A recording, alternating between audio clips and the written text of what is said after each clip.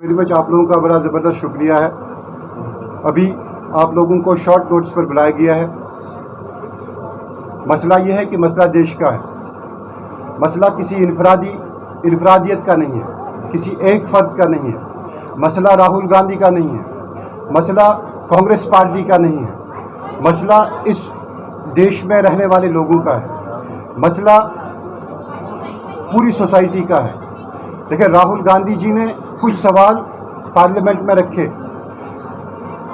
उसने रखा सवाल सबसे महत्वपूर्ण था कि मोदी जी का अडानी के साथ क्या रिश्ता है। कोई गलत तो नहीं था, कोई उसमें अगर उनको लगता था कि ये गलत है, उनको जवाब देना चाहिए था कि हमारा कोई रिश्ता नहीं है। राहुल गांधी जी ने बोला कि देखो जी, जो भी चोर निकलता है, 2-3 मोदियों के नाम गिने, उसमें कौन सा गलत था। तीनों मोदी उन्होंने घपले किए थे, उन्होंने चोरी की थी, तो उसमें कौन सा गलत था।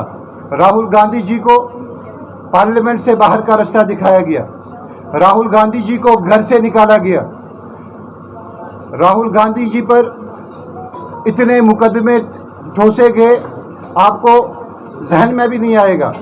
मसला है कि सच्चाई का। राहुल गांधी जी ने बोला कि सच क्या है। राहुल गांधी जी ने बोला कि जो 20,000 करोड़ रुपया बाहर से पैसा आया, फिडो कंपनीज में, फिडो इसमें अकाउंट से आया, वो आया कहाँ से और किसको चला गया। राहुल गांधी जी ने बोला कि अगर किसी बिजनेसमैन को एक सेक्टर में काम दिया जाता है, आपने भी देखा होगा कि किसी की कंपनी होती है, कोई पर्टिकुलर एक सेक्टर होता है काम करने के लिए, मगर अडानी जी जहां भी किसी भी सेक्टर पर उंगली रखेंगे वो सेक्टर उसका होता है। हर एक सेक्टर में अडानी जी काम कर रहे हैं, पूरे देश में, पूरे वर्ल्ड में। जहां भी मोदी जी जाते हैं वहां पर कोई ना कोई कॉन्ट्रैक्ट लेकर आते हैं अडानी जी के लिए। तो मसला ये है कि पूरे देश को इस वक्त जागरूक करने की ज़रूरत है कि हमारी इकोनॉमी ख़त्म हो रही है, हमारे PSUs बेचे जा रहे हैं। हिंदुस्तान में अब आने वाले वक्त में हमारी इकोनॉमी, मुझे लगता है कि जो आसपास के देश हमारे हैं, जहां पर 300-400 रुपये का तेल मिलता है, और आने वाले वक्त में हमें वो देखने को मिलेगा। हमें यहाँ पर राशन नहीं मिलता है। आपने कहीं फैमिलीज़ को पहले राशन मिलता था, आपने देखा होगा, हमारा सरकार की तरफ से सब्सिडीज़ मिलती थी, वो ख़त्म की गई है। अब किसी को राशन नहीं मिलता है। अब कुछ नाम इन्होंने रखे हैं, आपको अकाउंट्स के ज़रिए से पैसा आएगा, उनको भी नहीं आता है। पहले गैस मिलता था 400 रुपये के सिलेंडर हमारे दौर में, और अभी आप देखेंगे कि 1100-1200 रुपये का सिलेंडर मिलता है, और उसकी सब्सिडी बिल्कुल नहीं आती है।